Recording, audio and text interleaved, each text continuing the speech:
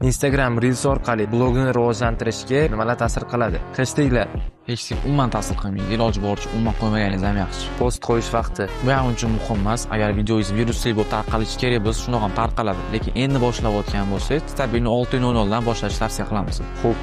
Videoni boshi, ya'ni boshlang'ich 3 sekundlik qismi eng muhim qismi. Agar 3 sekundgacha odamni ushlab qola olmasangiz, katta ehtimol bilan videongiz oxirigacha ko'rishmaydi. Shuning uchun hookka juda katta e'tibor berish kerak. Varonka. Bu ham eng muhimi. Agar siz kontentga vaqtingiz va kuchingiz sarflayotgan bo'lsangiz, demak undan daromaddan ko'rishingiz kerak. To'g'ri varonka qurish va blogdan pul ishlashni o'rganish lozim. Subtitr. Bu ham muhim, lekin o'ta chiroyli bo'lib, har xil formatda bo'lishi shart emas. Eng muhimi odam o'qiganda oson bo'lishi kerak. Ovoz. Bu ham muhim, sifatli tanlangan muzika bilan sifatli ovoz videoni rekka chiqarishga sababchi bo'ladi. Foydali ma'lumotni orttirib olmaslik uchun hozir o'z obuna bo'lib qo'ying. Agar 2026-yilda qanaqa qilib katta auditoriyaga puliga stabil sotuv qilishni o'rganmoqchi bo'lsangiz, men YouTube'ga katta video darslik tayyorladim. Uni olish uchun kommentda plyus qoldiring. Men direkt jo'natib qo'yaman.